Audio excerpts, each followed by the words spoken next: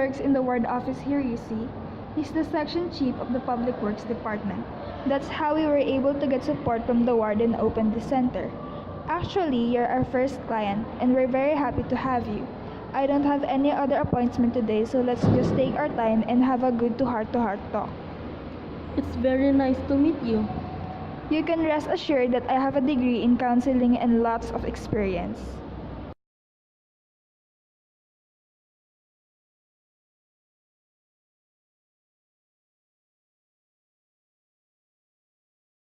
It was a wonderful idea to put your name on a bracelet. I like the way you dealt with it. The first goal is to come up with a practical solution to minimize the inconvenience. Much better to deal with the issue in a realistic way than to brood over it.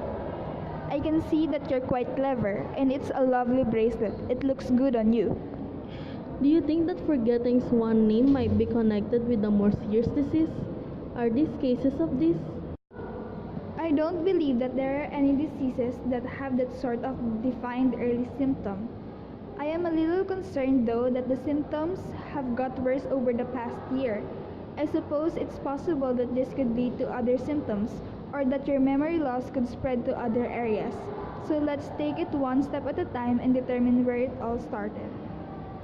How long have you been married? What kind of work do you do? How is your health?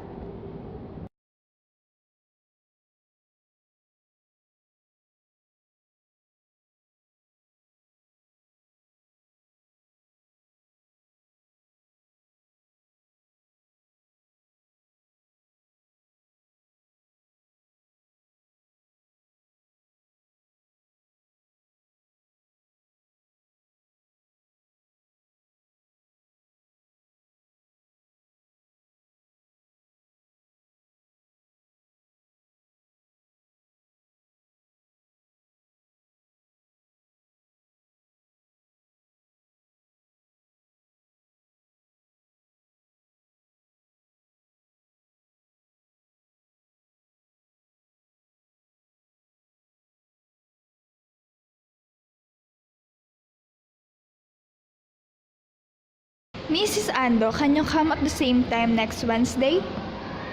Yes, I can. You don't mind if I do? Of course not.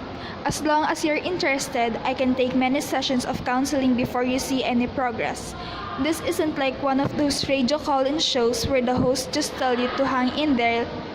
Let's take our time and do a good job. I wonder if there's any event you can recall that had to do with names. Your name, somebody else's name, the name of a pet, the name of a place you visited, a nickname perhaps. If you have any memory at all concerning a name, I'd like you to tell me about it. It could be something trivial, so as long as it has to do with the name, try to remember. I don't think I have any particular memory about a name. At least nothing's coming to me right now. Oh wait, I do have a memory about a name tag. A name tag. Very good. But it wasn't my name tag. It was somebody else. That doesn't matter. Tell me about it. As I mentioned last week, I went to a private girls' school for both junior and senior high. I was from Nagoya and the school was in Yokohama. So I lived in the school dorm and went home on the weekends. I take the Shinkansen train home every Friday night and be back at school Sunday night. It was only 2 hours to Nagoya, so I didn't feel particularly lonely. But weren't there a lot of good private schools in Nagoya? Why did you have to go all the way to Yokohama? My mother went to the school and she wanted one of her daughters to go there too. And I thought it might be nice to live away from my parents. The school was a missionary school, but it was fairly liberal. I made some good friends there. All of them were like me, girls from other places whose mother had attended the school. I was there for 6 years and I generally enjoyed it. The food was pretty bad though. You said you have an older sister. That's right. She's 2 years older than me. Why didn't she go to that school? She's more of a homebody and she had some problems with her health. So she went to a local school and lived at home. I've always been a lot more independent than her. When I graduated from elementary school and my parents asked me if I'd go to the school in Yokohama, I said okay. The idea of riding the Shinkansen every weekend was kind of exciting too. Anyway, this happened in October. Before dinner one night, I was in my room doing my homework when a junior named Yuko Matsunaka came to see me. She was by far the prettiest girl in the dorm. She had light skin, long hair, and beautiful doll-like features. Her parents ran a well-known inn in Kanazawa and were quite well off. She wasn't in my class, so I'm not sure, but I heard that her grades were very good. In other words, she stood out. A lot of younger students worship her, but Yuko was friendly and she wasn't stuck up at all. She was a quiet girl who didn't show her feelings much. I couldn't always tell what she was thinking. The younger girls may have looked up to her, but I don't think that she had any close friends. Do you have a minute to talk to me? Sure, I'm not doing anything special right now. Mizuki, have you ever felt jealous? No, I guess I never have. Not even once? At least when you ask me out of the blue, like that I can't remember anything. What kind of jealousy do you mean? Like, you love someone but he loves someone else. Like there's something you want very badly but someone else just grabs it. Or there's something you can't quite do but someone else is able to do it with no effort. That sort of thing. I don't think I've ever felt that way. Have you? A lot. Like when, for instance? I'd rather not say. Listing all the details is pointless. But I've been waiting to ask you that for a while. Whether you've ever felt jealous. I don't think I've ever had that sort of feeling. I don't know why, and maybe it's a little strange if you think about it. I mean, it's not like I have tons of confidence or get everything I want. Actually, there are a lot of things I should feel frustrated about, but for whatever reason, that hasn't made me feel jealous of other people. I wonder why. I don't think jealousy has much to do with objective conditions. Like, if you're fortunate, you're not jealous, but if life hasn't blessed you, you are. Jealousy doesn't work that way. It's more like a tumor growing inside you that gets bigger and bigger, beyond all reason. Even if know it's there, there's nothing you can do to stop it. It's hard to explain what jealousy is to someone who's never felt it. One thing I do know is it's not easy to live with. It's like carrying around your own small hell day after day. You should be really thankful you've never felt this way. I'm going home now. One of my relatives died and I have to go to the funeral. I already got permission from the dorm master. I should be back by Monday morning, but while I'm gone, I was wondering if you would take care of my name tag. I don't mind holding on to it for you, but why go to the trouble of giving it to me? Couldn't you just stick it in a desk drawer? I just want you to hold on to it for me this time. Sometimes bothering me and I don't want to keep it in my room. Okay. I don't want a monkey running off with it while I'm gone. I doubt that there are any monkeys here. On Monday, Yuko didn't come back to the dorm. The teacher in charge of her class was worried, so he phoned her parents. It turned out that she'd never gone home. No one in her family had passed away, and there had been no funeral for her to attend. She'd lied about the whole thing. They found her body almost a week later. I heard about it when I came back from Nagoya the following Sunday. She had slit her wrist in the woods somewhere. No one knew why she'd done it. She didn't leave a note. Her roommate said that she'd seemed the same as always, not especially troubled by anything. Yuko had just killed herself without saying a word to anyone. But wasn't this Miss Matsunaka trying to tell you something when she came to your room and left her name tag with you and talked about jealousy? It's true that she talked about jealousy with me. I didn't make much of it at the time, though later I realized that she must have wanted to tell someone about it before she died. Did you tell anyone that she'd come to see you? No, I never did. Why not? If I told people about it, it would only have caused more confusion. I don't think anyone would have understood. You mean that jealousy might have been the reason for her suicide? Right. As I said, who in the world would a girl like Yuko be jealous of? Everybody was so upset at that time. I decided that the best thing was just to keep it to myself. You can imagine the atmosphere in a girl's dorm. Talking about it would have been like lighting a match in a room filled with gas. What happened to the name tag? I still have it. It's in a box at the back of my closet, along with my own name tag. Why did you keep it? Things were in such an uproar at school at that time that I missed my chance to return it. And the longer I waited, the harder it became to just casually turn it in. I couldn't bring myself to throw it away, either. Besides, I started to think that maybe Yuko had wanted me to keep that name tag. Why she picked me, I have no idea. Perhaps Yuko was interested in you for some reason. Maybe there was something in you that she was drawn to. I wouldn't know about that. All that aside, you honestly never have felt jealous? Not even once in your life? I don't think I have. Of course, there are many people who are more fortunate than I am. But that doesn't mean that I've ever felt jealous of them. I figure everybody's life is different. And since everybody's different, there's no way to compare? I suppose so. An interesting point of view. So that means that you can comprehend what jealousy is. I think I understand what might cause it. But it's true that I don't know what it actually feels like. How overpowering it is, how long it lasts, how much you suffer because of it. This is our 9th session together. You aren't forgetting your name less often, but it hasn't got worse, has it? No, it hasn't. That's wonderful. Perhaps, just perhaps, when you come next week, we will make great progress concerning the issue we've been discussing. You mean my forgetting my name? Exactly. If things go as planned, I should be able to determine a definite cause and even show it to you. The reason I'm forgetting my name? Precisely. When you say a definite cause, you mean it's something visible? Of course it's visible. I can't go into detail Of course it's visible. I can't go into details until next week. At this point, I'm still not sure whether it will work out or not.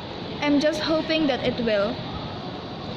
At any rate, what I'm trying to say is that we've gone up and down with this, but things are finally heading towards a solution. At any rate, what I'm trying to say is that we've gone up and down with this, but things are finally heading towards a solution. You know what they say about life being 3 steps forward and 2 steps back. So don't worry, just trust me and I'll see you next week. And don't forget to make an appointment on your way out. I've discovered the reason you've been forgetting your name, and I've found a solution. So I won't be forgetting my name anymore? Correct. You won't forget your name anymore. The problem has been solved. I believe these are yours.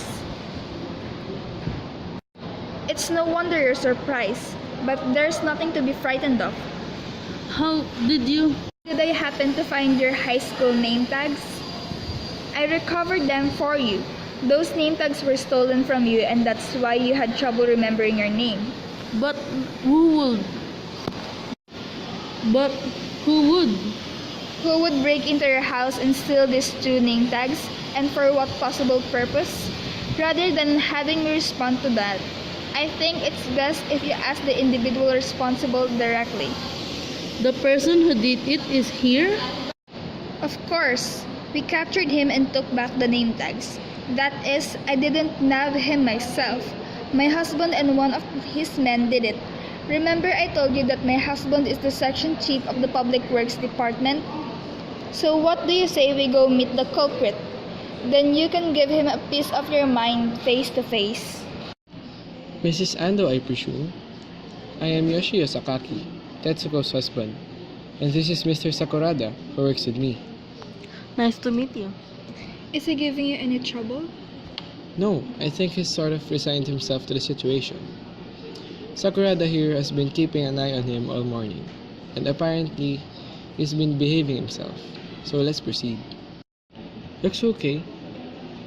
Come on in. A monkey? That's right. A monkey stole the name tags from your apartment, right around the time that you began forgetting your name. I'm very sorry. He can talk. Yes, I can. There's one other thing I need to apologize to you for. When I broke into your place, I wasn't planning to take anything besides the name tags. But I was so hungry I ended up grabbing 2 bananas that were on the table. They just looked too good to pass up. The nerve of this guy. Who knows what else he's swiped? Want me to grill him a little to find out? Take it easy. He confessed about the bananas voluntarily, and besides, he doesn't strike me as such a brutal sort. Let's not do anything drastic until we hear the facts. If they find out that we mistreated an animal at the ward office, we could be in deep trouble. Why did you steal the name tags? It's what I do. I'm a monkey who takes people's name. It's a sickness I suffer from. Once I fix on a name, I can help myself. Not just any name. Mind you, I'll see a name that attracts me, then I have to have it. I know it's wrong, but I can control myself. Were you trying to break into our dorm and steal Yuko's name tag? Yes, I was. I was head over heels in love with Miss Matsunaka. I've never been so attracted to somebody in my life. But when I wasn't able to make her mine, I decided that, no matter what, I had to at least have her name. If I could possess her name, then I'd be satisfied. But before I could carry out my plan, she passed away. Did you have anything to do with her suicide? No, I didn't. I had nothing to do with that. She was just overwhelmed by an inner darkness. But how did you know, after all these years, that Yuko's name tag was at my house? It took me a long time to trace it. When Miss Matsunaka died, I tried to get her name tag from the bulletin board, but it was already gone. Nobody had any idea where. I worked my butt off trying to track it down, but no matter what I did, I couldn't locate it. It didn't occur to me at the time that Miss Matsunaka would have left her name tag with you, since you weren't particularly close. True. But one day I had a flash of inspiration that maybe, just maybe, should give it to you. This was in the spring of last year. It took me a long time to track you down, to find out that you'd got married, that your name was Namisuki Ando, that you were living in a condo in Shinagawa. Being a monkey slows down an investigation like that, as you might imagine. At any rate, that's how I came to steal it. But why did you steal my name tag too? Why not just Yuko's? I suffered a lot because of what you did. I'm very, very sorry. When I see a name I like, I ended up snatching it. This is kind of embarrassing, but your name really moved my poor little heart. As I said before, it's an illness I overcome by aches I can't control. I know it's wrong, but I do it anyway. I deeply apologize for all the problem I caused you. This monkey was hiding in the sewers in Shinagawa, so I asked my husband to have some of his younger colleagues catch him. Public Works has to sit up and take notice when a character like this is hiding out in our sewers. The monkey apparently had a hideout underneath Takanawa and he used as a base for foraging operations all over Tokyo. There's no place for us to live in the city.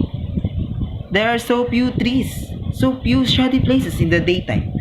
If we go above ground, people gang up at us and try to catch us. Children throw things at us or shoot us with BB guns. Dogs chase after us. TV crews pops up and shine bright and spotlight on us. So we have to hide underground. But how on earth did you know that this monkey was hiding in the sewer? As we've talked over the past 2 months, many things have gradually become clear to me. It was like a fog lifting. I realized that there had to be something that was stealing names, and that whatever it was, it had to be hiding underground. That sort of limited the possibilities. It was either the subway or in the sewers. So I told my husband that I thought there was some creature, not a human, living in the sewers and asked him to look into it. And sure enough, he came up with this monkey. But how did just listening to me make you understand that? Maybe it's not my place as her husband to say this. But my wife is a special person with unusual powers. Many times during our 22 years of marriage, I've witnessed strange events. That's why I've worked so hard to help her open the counseling center here in the ward office. I know that as long as she said a place where she could put her powers to good use, the residents of Shinagawa would benefit. What are you going to do with the monkey? Can let him live, no matter what he says. Once they acquire a bad habit, like this, they're up to their old tracks again. Before long, you can count on it. Hold on now. No matter what reasons we might have, if some animals' rights group found out about killing us a monkey, it would lodge a complaint and you can be bet there would be hell to pay. You remember when we killed all those crows? The big thing about that? I'd like to avoid a repeat of that. I beg you, please don't kill me. What I've done is wrong. I understand that. I've caused a lot of trouble. I'm not trying to argue with you. But some good also comes from my actions. What possible good come from stealing people's names? I do steal people's name, no doubt about that. But in doing so, I'm also able to remove some of the negative elements that stick to those names. I don't mean to brag, but I'd been able to steal Yuko's Matsuna's name tag back then. Then she might very well not have taken her life. Why do you say that? Along with her name, I might have been able to take away some of the darkness that was inside her. That's too convenient. I don't buy it. The monkey's life is on the line. Of course, he's going to try to justify his actions. Maybe not. He might have a point. When you steal names, you take on both the good and the bad. Yes, that's right. I have no choice. I take on the whole package, as it were. Well, what sort of bad things came up with my name? I'd rather not to say. Biglang post ka. I'd rather not say. Please tell me. If you answer my question, I'll forgive you and I'll ask all this present to forgive you. Do you mean it? If this monkey tells me the truth, will you forgive him? He's not evil by nature. He has already suffered. So let's hear what he has to say, and then you can take him to Mr. Takao or somewhere like that had and release him. I don't think he'll be bother anyone again. What do you think? I have no objection as long as it's alright with you. How about it? You were released in the mountains. You won't come back to the Tokyo city limits? Yes, sir. I swear I won't come back. I will never cause any trouble for you again. I'm not young anymore, and this will be a fresh start for me in life. Alright then, why don't you tell me what evil things have stuck to my name? If I tell you, it might hurt you. I don't care, go ahead. I think it's better for you not to hear this. I told you it's alright, I really want to know. Okay. Then I'll tell you. Your mother doesn't love you. She has never loved you. Not even for a minute since you were born. I don't know why, but it's true. Your older sister doesn't like you either. Your mother sent you to school in Yokohama because she wanted to get rid of you. She wanted to drive you as far away as possible. Your father is not a bad person, but he's not what you call a forceful personality, and he couldn't stand up for you. For these reasons, ever since you're small, you've never got enough love. I think you have an inkling of this, but you've intentionally turned your eyes away from it. You've shut this painful reality up in a small dark place deep in your heart and closed the lid from it.